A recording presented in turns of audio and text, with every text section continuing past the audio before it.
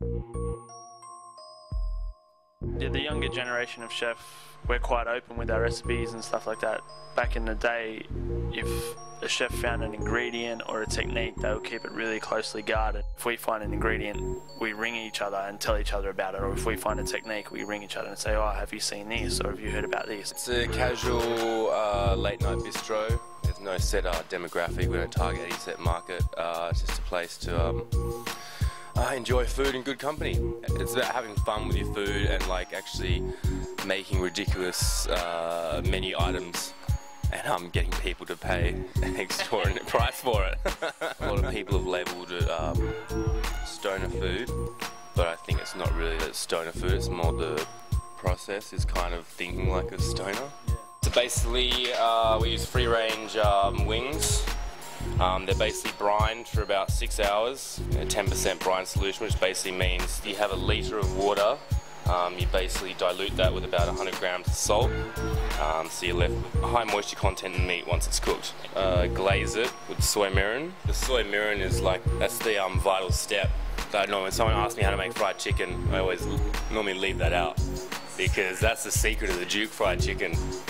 And then it's basically a 50-50 corn flour, rice flour dredge, and it's fried once at 170 for 4 minutes, then 2 minutes at 190. So coleslaw milk is basically you make coleslaw, and you basically squeeze the actual coleslaw and get all the moisture out of it as we can. The remaining liquid from the coleslaw is combined with agar, and that's made into a gel.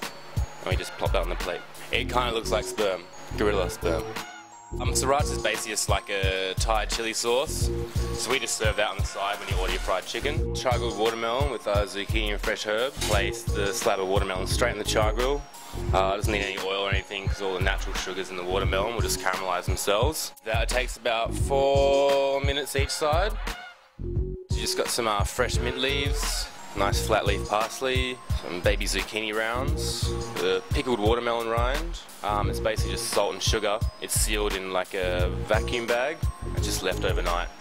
Some sliced echalot and a little bit of red chilli for heat.